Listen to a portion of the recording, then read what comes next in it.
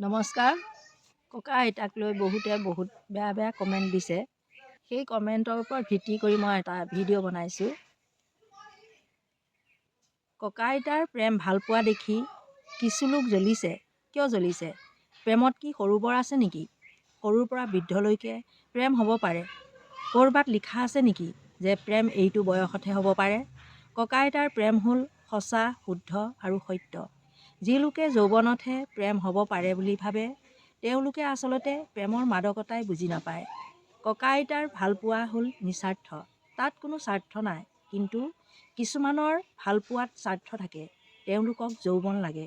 এয়া জানো ভাল পোৱা হ'ব পাৰে? কিছু লোকে কমেণ্টত দিছে, এইটো বয়সত হৰিনাম ল'ব লাগে। ককা আইতাই আকৌ এতিয়াহে বিয়া পাতিছে। হৰিনাম ল'বলৈ কিবা বয়স আছে নেকি? সৰুৰ পৰা বৃদ্ধলৈকে হৰিনাম ল'ব পাৰে। যি লোকে ভগৱানক ভক্তি কৰে, ভক্তি কৰিবলৈ বয়সৰ কথা আহি নপৰে। আৰু কিছুমানে কমেণ্টত দিছে, ককা আইতা মৰাৰ বয়স হ'ল বুলি। কি বৃদ্ধ মানুহে মৰে নেকি? সৰু ল'ৰা ছোৱালী নমৰে? কিয় বেয়া কমেণ্ট দি আইতা ককাক অন্তৰত দুখ দিছে? আপোনালোকৰ পিতৃ মাতৃ বয়সৰ লোক দুজনক বেয়াকৈ ক'বলৈ আপোনালোকৰ মুখ কঁপিব লাগিছিল। তেওঁলোকৰ এইটো বয়সত সংগী এজনৰ প্ৰয়োজন। সেয়ে তেওঁলোকক বেয়াকৈ কমেণ্ট দিয়াৰ আগত 10 বাৰ ভাবিব।